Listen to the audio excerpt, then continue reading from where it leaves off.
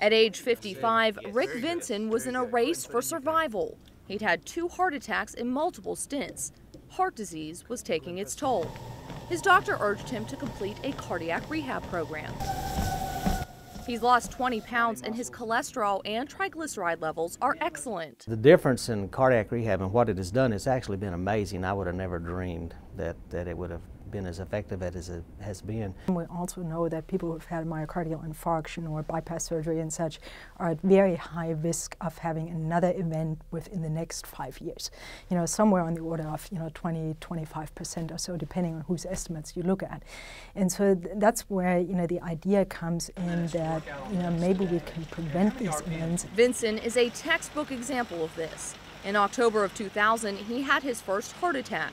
Over the next several years, Vinson would have yet another heart attack and 10 stents placed to correct blockages. For patients like Vinson who complete cardiac rehab, Bittner says they have a nearly 80% chance of survival after 3 years and a 25% reduction in the risk of having another heart attack. That is obviously a huge, impact, and is very much on par, even better than what we, traditionally achieve with individual medications. Bittner says the biggest barrier to patients getting cardiac rehab is lack of referral to a program. I don't think that there's a lot of appreciation in the medical community how much else the contemporary cardiac rehab program does and how much of an impact it has on, morbidity and mortality, some of these harder endpoints that we take for granted. This is not the idea of having somebody exercise for 12 weeks and then you go back to your couch potatodom, but the idea is to teach a healthier lifestyle that then can be continued. Bittner says physicians do refer patients to cardiac rehab programs,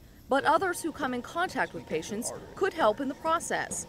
This includes nurses, physical therapists, dietitians, and home health workers. We're trying to figure out, how to get more eligible patients into cardiac rehab programs so that they can ultimately benefit from what they have to offer. Trying to, basically encourage a broader, referral, policy and setup than what's currently in place in most, institutions.